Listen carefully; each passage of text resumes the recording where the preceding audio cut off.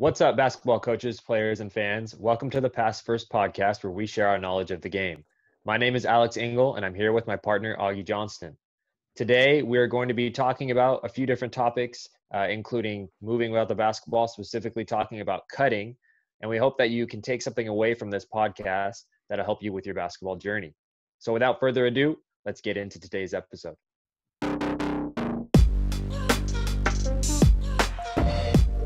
All right, so welcome in, everybody.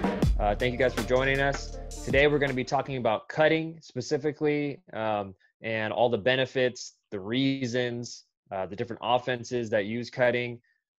Because as a lot of you know nowadays, moving without the basketball and cutting is kind of, I don't want to say a lost art, but it's definitely not as important as I feel like it used to be. You see a lot more ball in hand, isolation type of basketball. So we're going to talk a little bit about moving without the ball because it's a great way to be able to score and to make opportunities for yourself and for your teammates at the same time. So just talking kind of the basics of cutting, when we're first looking at it, why is it important to cut? What do you teach your kids and what are you looking for, when you just kind of talk about the basics of it? Okay. Yeah. So there's a lot of different reasons to cut, and we're going to actually talk about all of them in this episode. But kind of one of the main reasons is, to create spacing. So you might cut through to create some spacing, or you might cut through if you're being pressured to deny your guy.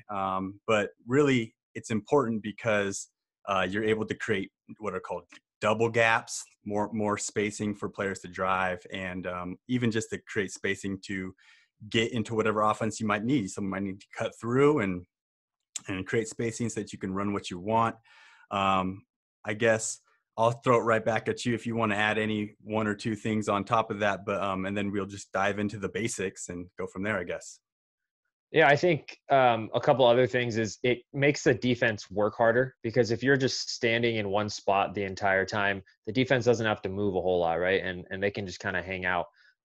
So the more you cut, the more they have to work, the more they got to be on their toes, the more they got to think and rotate. And that's how you kind of can get easy buckets because you catch someone falling asleep. They're just used to you sitting in the corner, and all of a sudden, boom, you cut, you get a nice easy layup. So I think on top of what you said, that's the other thing is it keeps the defense honest. So now talking about, getting into the basics and the different types of cuts, what are some of the ones that come to mind for you? Sure. Well, as far as like the basics and the fundamentals, technically, as far as how to cut, one thing that I teach a lot is to sprint your cuts. And I know that's hard in practice all the time, but even in the games too, you'll see players have lazy cuts. So you really got to sprint your cuts. The other thing that I kind of preach on is to make sure to go head to the rim, straight line to the rim. Okay. You don't want these slow bowing cuts that like we see at the youth level a lot that just like, they take forever and defeats the purpose. So straight line, get your head under the rim. And then kind of the last, I guess, basic that I can think of would be to space out correctly, right? You cut, you get to the rim, you show your guide hand, you get there, and now you got to space out correctly. And different offenses will have you space out differently. And I can think of like dribble drive offense, you're going to space out differently than just like your standard 4-out, 1-in pass cutting game type offense. But yeah, that would be the basics, I would say. Yeah, and I think one of the things you said was spacing out correctly, and at the younger levels especially. But even if you get into high school, so many teams, or I don't say teams, but so many kids you'll see they'll cut, but then they just kind of stand there and they're just clogging up the lane. And so they don't understand like, okay, maybe there was a purpose to the initial cut, but they don't understand the spacing that is needed in the game of basketball. And I think that's something that really, if you look at any offense, I don't care if you're cutting or like you said, it's dribble drive or it's pick and roll, spacing is the most important thing. So if you're going to make a cut, you've got to be able to get out of the way afterwards or find somewhere to go that's going to be productive. Otherwise, you're just going to jumble the whole offense. And it's kind of like we talked about earlier, the defense can sit there and put one person guarding two or three if you don't have good spacing. So I think that's a good point there. Go ahead. I don't know if you had anything else you wanted to add. No, I was going to say that was probably, I think, a good way to cover the basics. And now we can just, I guess, start breaking down the different types of cuts. And yeah, so I guess the ones that come to mind is the backdoor cut, the face cut. And then you and I spoke about this before and was like, is this really a cut? And what was that? That was the flash to the high post, or I mean, I guess flash to the ball in general, but the flash. And I argue that it is a cut because you're cutting towards the ball. I've always heard like cut to the ball, right? So in my head, I think, okay, it's a flash. I guess it's a different terminology, but really you're cutting to wherever the ball is supposed to be or closer to it to make it catch easier.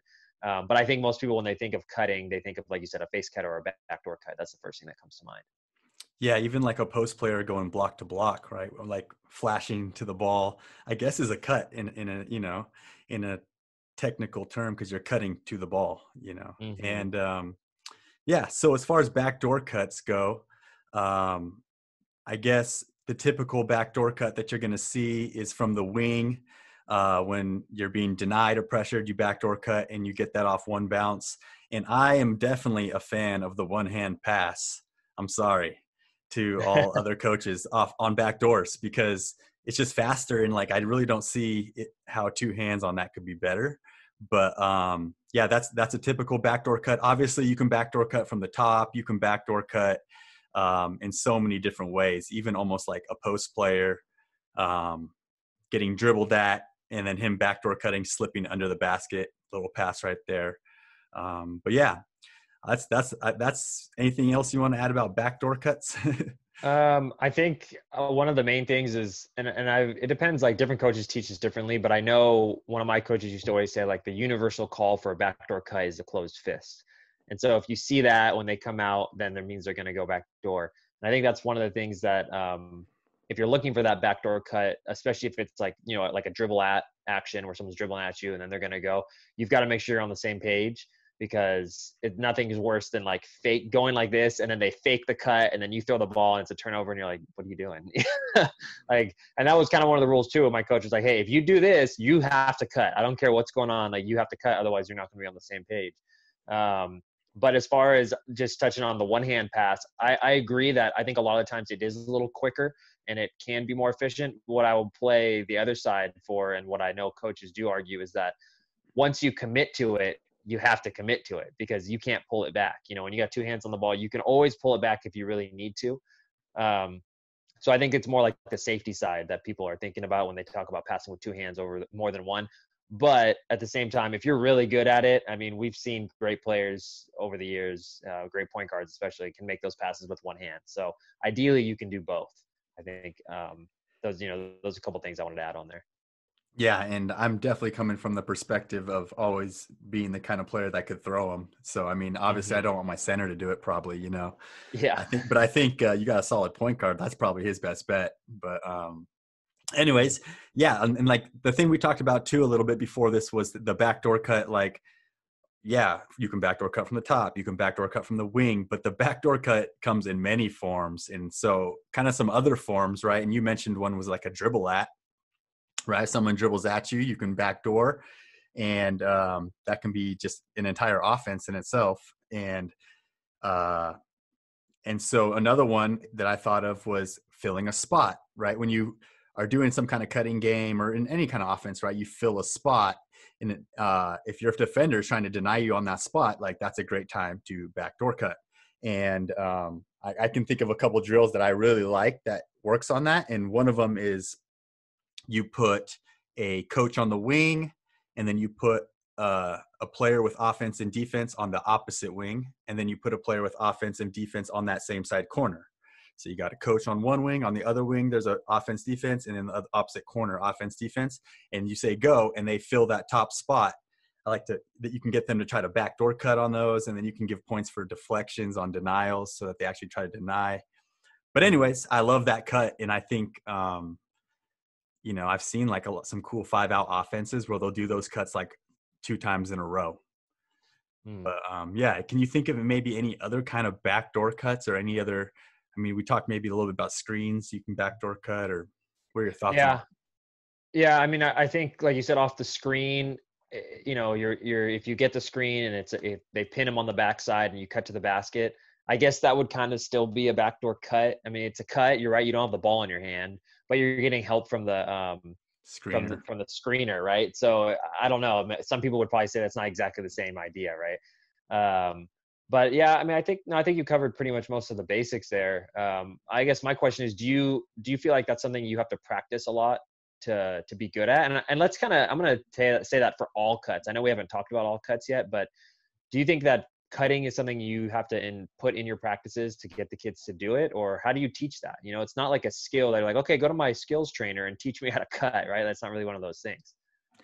Yeah, that's a good question. I think it kind of, in my head, boils down to the youth level, whether you got that coaching that we always talk about that teaches you how to play and not just plays. And if you Mhm. got that, you probably ran some sort of cutting game at some point and you relied on those cuts to get you buckets. And so it's developed into your game, or just from playing a ton of basketball, maybe. Yeah. Yeah, I think I agree with that. I think the youth level, the sooner you instill that, just movement without the ball in general, the easier it is for kids to pick up as they get older. And then, like you said, playing pickup, it all kind of comes back to that, because those are the skills that you can't get from a trainer. Like, I don't think you can get that from a trainer. I know maybe there's going to be people that argue differently, but it's like you said, you can set up cones and be like, all right, when I dribble at you, you do this. And when I don't, you do that. But it's not the same as in a game. You've got to be able to react with 8 other people on the court. Um, so I think those are definitely probably the 2 best ways to do that. Anything else on the back doors? No. So let's talk about then the next one. So the face cut. Okay. And just for anybody that doesn't know the difference, if you're backdoor, generally you're going behind the player. Face cut means you're cutting in front of their face. The face cut is kind of, my coaches always told me the face cut was like the cardinal sin, like never get face cut. I mean, not that they want you to get backdoor cut either, but it was like face cut was like the worst thing ever, because you're always supposed to kind of, chug the defender, block the defender from coming through. But, it's another good cut that I think it depends on how you use it. I think that probably more people do some type of face cut and don't necessarily get a good look or get open out of it, because usually most of the time the defender is able to kind of realize it and just step in the way.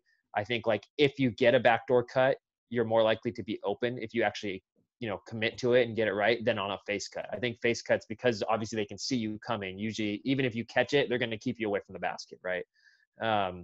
But still can be effective, because if someone falls asleep and you just get a half step on them, you can get the ball, and even if you can't score, you might be able to get in the paint, kick it out, or make some other action out of it. So what are your thoughts on that? Yeah, I'm a big fan of the face cut, and I do agree though that it's, from a stationary position or whatever. If I'm just like dribble down, pass, and then try to face cut my guy or whatever, that's hard. I think face cutting as you're filling a spot is probably the best way to do it. Like if your guy's late, basically. So we like I've heard that called puppy dogging. It's in I think the read and react offense. I think that's where I picked it up. But yeah, if your player can't keep up, he's behind you, then you can just face cut him when you're filling a spot. And I actually learned about that by studying read and react one time. But then some players that I have on my high school team play an offense where that's kind of what they do for their club stuff, and they do it like sometimes instinctively, and so that's where I've kind of been like, wow, that's a really cool cut. But it's kind of the same thing too. Like you can cut and then get it, but you're not like you're wide open on a backdoor cut or something. You're like guarded, but like maybe you can catch it and be a passer or do something else with it. But yeah, I like that cut. One thing that I think you can get off of it, and it's actually something that I've seen a lot of players do. I mean, I've seen you do it when we're playing, is you make that cut, and as the defender's trailing you, let's say you're cutting from one wing towards the middle towards the other wing, right? And as you get to the middle and you catch, because you have that momentum, if you can catch and just like rip back the other direction, that defender can't stop quick enough, and you can get an advantage, and then you can get to the rim. So maybe you catch the ball on the right side of the key, but you rip real quick and get to the left side, and now you get a layup. And it's not even, you're really not doing a move. You're just cutting hard, catching it, and ripping hard and going to the rim. But the momentum of them being behind you, and they're reacting to you, they don't know what's going to happen. It makes an easy basket. So while you may not be open on the initial catch, I think you put yourself in a position to make a move a lot easier when you do that. Yeah, no, I agree. That's interesting that you say. That's a cool concept that I never really thought about. But I just, in thinking about cutting, you pass, you cut. From that moment on, like your defender can be chasing you if you really do sprint your cut.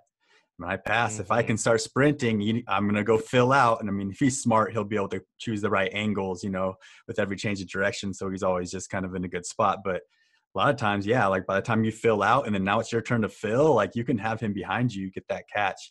And now he's really chasing you so you can change directions or whatever. But yeah, it's interesting. Mm-hmm. Yeah, and you're basically creating a closeout, right? And what coaches talk about, you want to attack closeouts as much as possible, especially if they're far. So you're kind of creating multiple closeout situations when you do that Yeah. type of stuff. But okay, so we talked, the back cut, the face cut, and then flashing to the ball. And we briefly touched on this a little bit earlier, but flashing to the ball is like a low post, flashing high post for a catch, or going maybe flashing block to block, or maybe even just being on the wing and flashing to the high post. Or I mean, there's lots of different ways you could do it. I think traditionally it's more the bigs that flash to the ball than guards when you look at a lot of offenses, but it can be done from any position. So um, Yeah. uh, So, oh, sorry. Were you going to ask a question or? oh, I was just gonna say, so like, what do you think about using that, and just like your thoughts on the flash of the ball in general?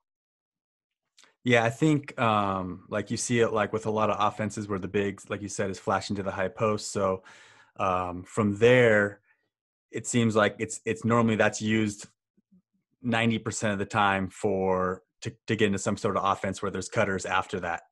So that initial catch is then, some sort of reverse pivot or face up to hopefully some other person cutting. And even like we said, like the post to post flash right there, you can use that as a passing position too.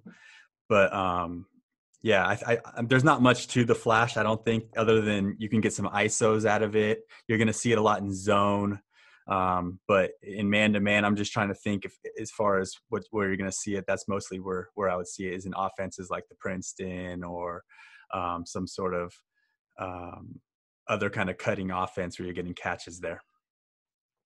Yeah, and I agree. It's definitely I don't say it's limited, but yeah, you're more looking to get the ball to that person, and then either they're trying to face up and shoot, or ISO and get to the basket, or where you catch high post and maybe then someone backdoor cuts, and then you've got like a secondary kind of option off of that. Um, but it's not, again, people don't think about it as a cut in general, so it's a little bit different. Um, but yeah, I think all three of those different cuts are very useful, and I think depending on the offense you're running, um, they can really get you a lot of easy buckets. And I think a lot of players forget about that, and they think, oh, in order to score, I have to have the ball in my hands, or I have to catch and shoot a three, and they forget that, well, you can get to where you want without having the ball in your hands. And realistically, a lot of times when you're cutting, you can move more freely because people are not paying attention to you as often. You know what I mean? Yeah, no, for sure, for sure. All right.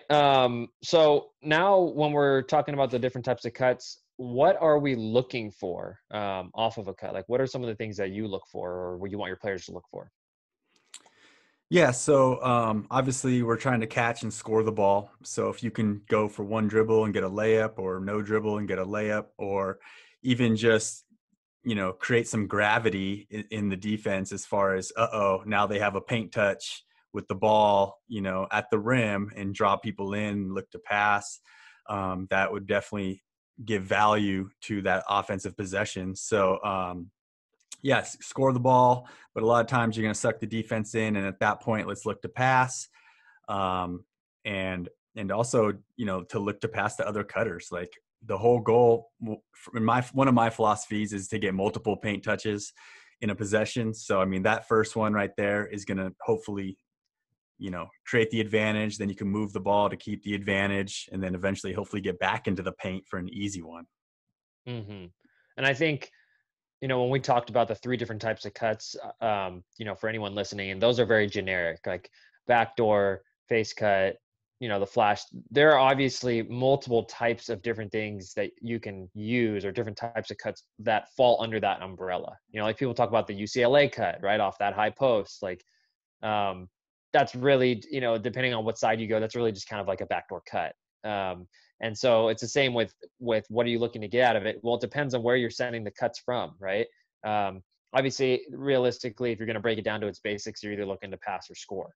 but I would say for most people, you're definitely looking to cut and try and get layups or something around the rim, or you're looking to cut, like you said, and collapse defense and then maybe kick out for a three. And then I think where a flash cut comes in, and you touched on that, was get to the high post, and then maybe you have a cutter backdoor going off of that. Because once that ball comes to the high post, everyone turns and watches for a second, and then boom, you got a quick cut. You can hit someone backdoor and get an easy layup. So I agree. I think that's the basics of what you're looking for on that.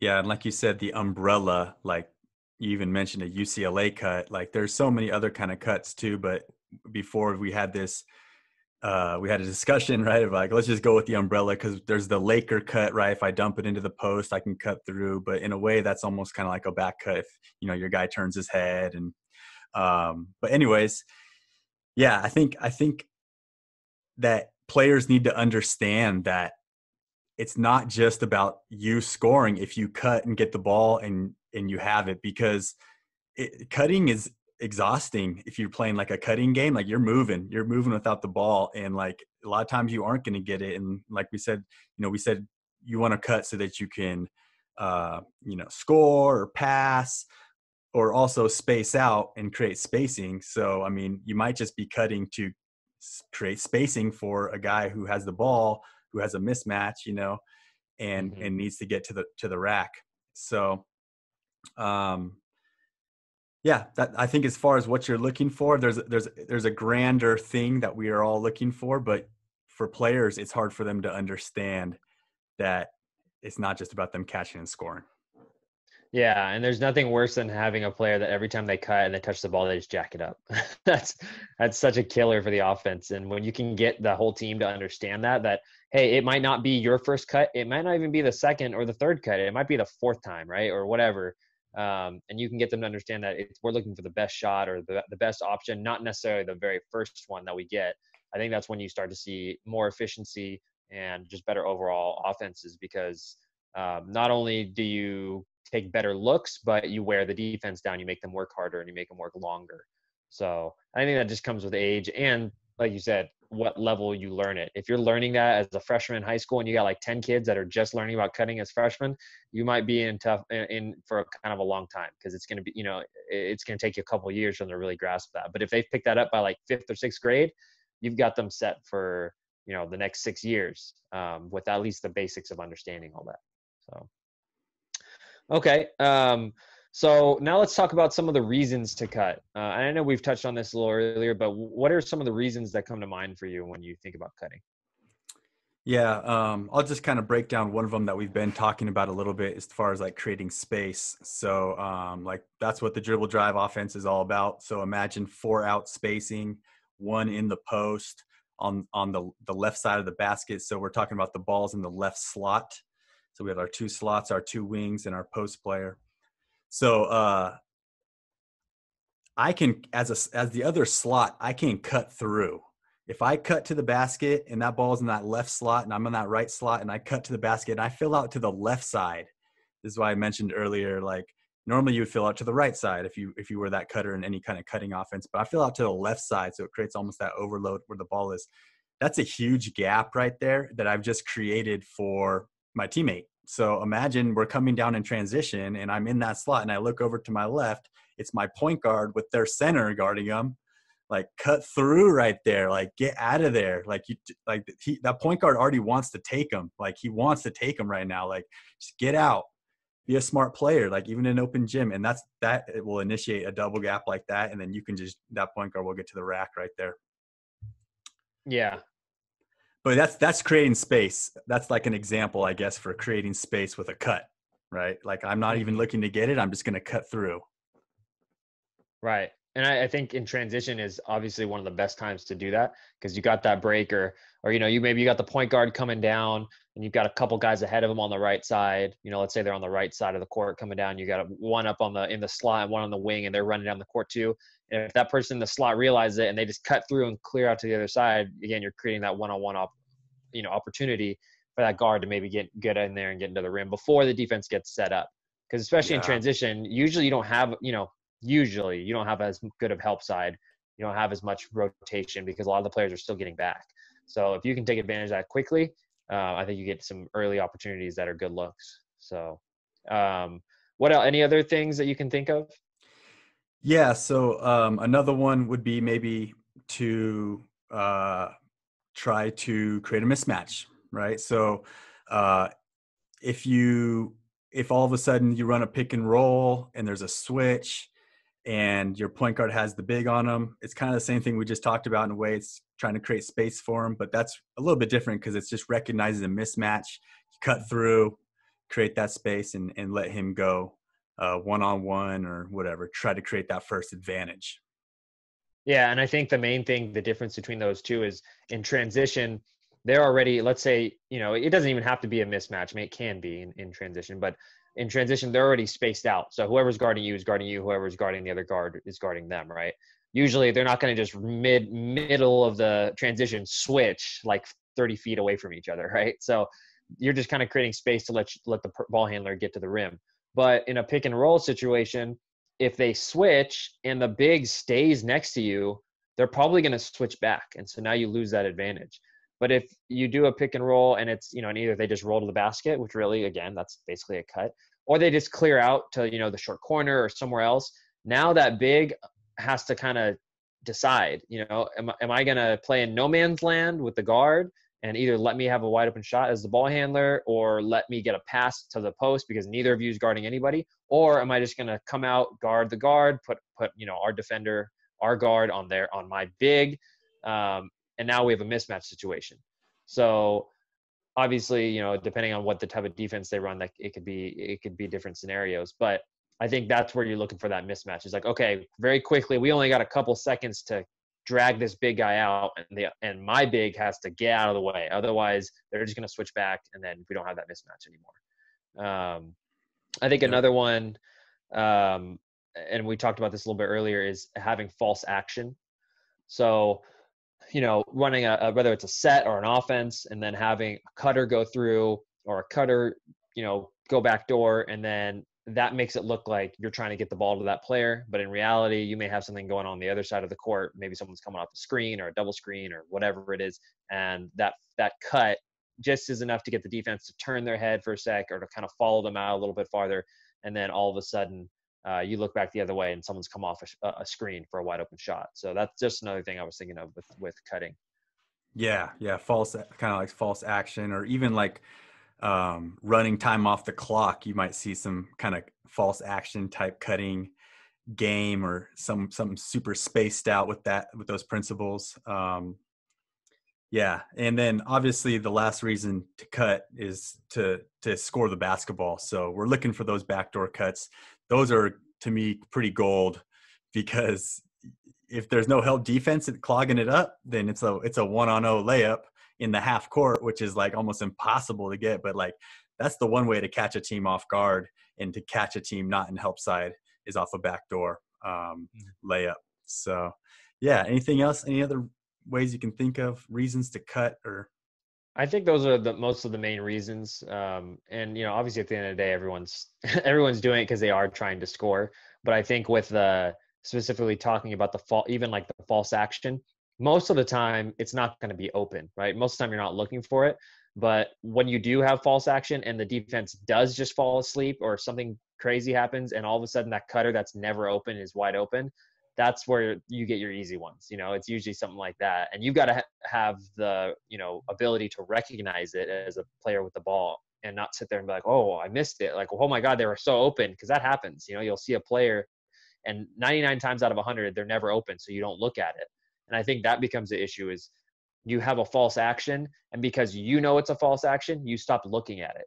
Right. And then it yeah, loses its effectiveness. And then when it does slip up, you totally miss the play, and by the time you realize it, it's too late. So that's another thing, is trying to get your players to understand, no, every time, whether it's a false action or not, you have to look at it as a chance that they are trying to score and maybe we'll get a bucket.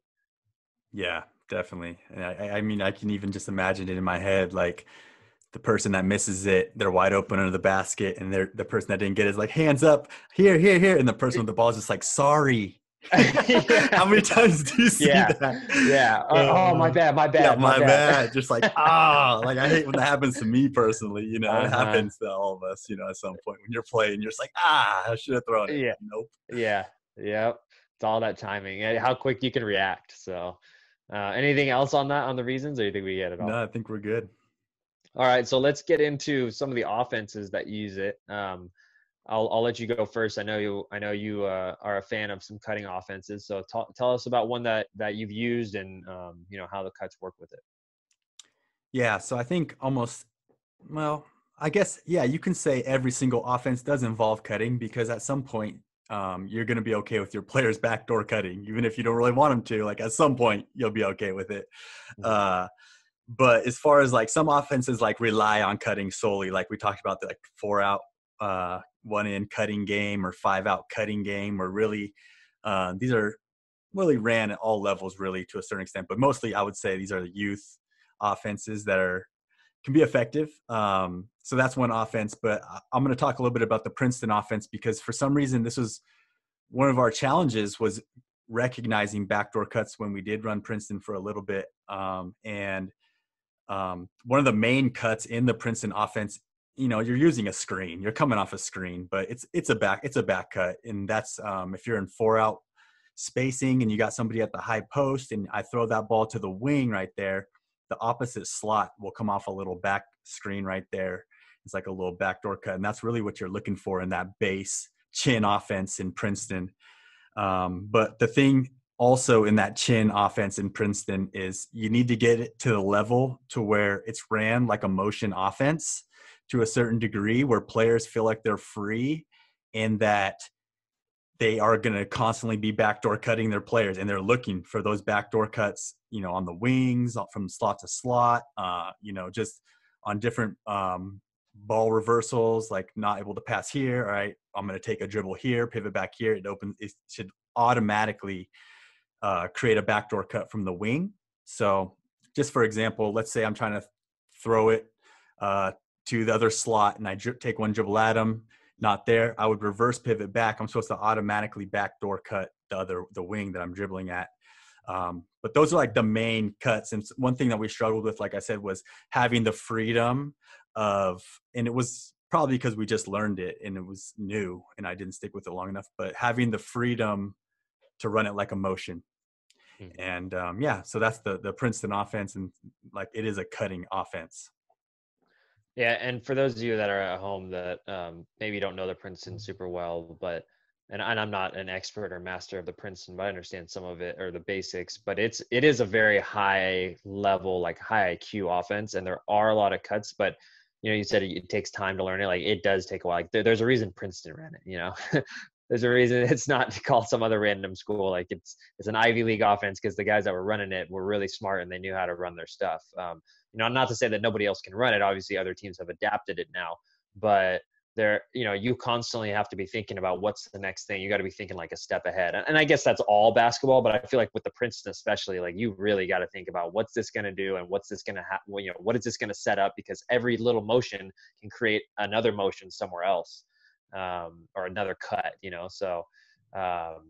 Yeah. So another one that, and I like the pick and roll offense. So just something that can be done with the pick and roll is, traditionally the basic is get the ball to the wing, big comes up, sets a screen, right?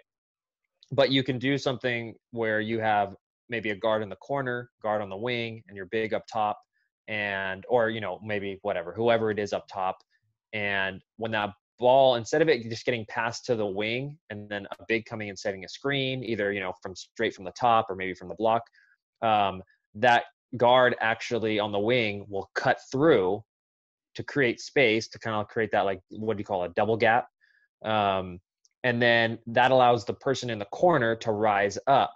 And what that does is two things. First of all, it creates a space. Secondly, it makes it an easier catch for the guard in the corner, because if you're just standing there and someone's denying or guarding you, it's harder to get open. You kind of have to do the V cut and get open. That's harder to do, in my opinion, than if you're in the corner, a backdoor cut goes through and you just sprint straight up to the wing. You're more likely to get a cleaner catch that way, because the defender is going to be lagging a step behind you, right? Yeah. So that cut creates space, and then you finally get the ball to the wing. The other guard catches it. Now there's an on ball, okay, and then you can go from there. And you can do that on any side. You can do it in multiple places, and you can do it in, I mean, really, you can do it in any offense. But the point is that you can still run cuts with a pick and roll offense. And I think a lot of people think of pick and roll as like, oh, I have to have the ball in my hand and have a screener come, and that's just it. And everyone else just kind of sits on the perimeter, and hopefully we're open for a shot. And really, there's so many different things you can do. And cutting is a great way to incorporate that. Plus, it's kind of like a false action, because as that guard cuts through, there is a chance that they're going to be open. It's not likely. It's more to create the space and to kind of create the illusion that you're trying to go somewhere else with the ball, but someone might slip or someone might fall asleep, and then all of a sudden, boom, you got a layup on top of that. So it just gives you a few different looks. So that's something that I've used before, and I've seen other teams use with the pick and roll offense. Yeah, I think that false motion, there's something there with that too, because I've seen teams have that big cut through, or whoever it is cut through, but then like later in the game, maybe they cut through, but then they come off a down screen on that same side or something like that. And so just, this is a little bit off topic, but false motion, right? I mean, there's more to it than I think people think. And I mean, I don't know the answer to it, but I think, yeah, like in looking at how can you just have something that's kind of systematic in your offense that defenses get used to and exploit it in the second half every game for the easy couple buckets. But yeah, that's a good cut. I think in the ball screen offense too is in any offense, if you're able to get a paint touch, you can have a lot of good cuts out of those corners, right? If you imagine, everyone's seen it probably a lot of times where someone drives in there, they jump stop, and then they're like kind of like in a pivot thing where they're pivot, and then all of a sudden the corner guy cuts, and then that little dish right there is open, and we work on that too, and we get it sometimes, but I think that's something that maybe as a coach you could instill into your youth program, right?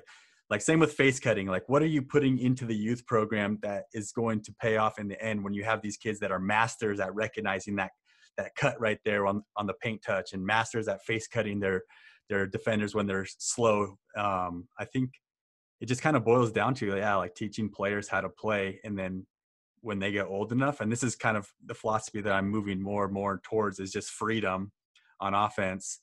And but they do have to know how to play too. So I think that's another challenging part to it. But yeah.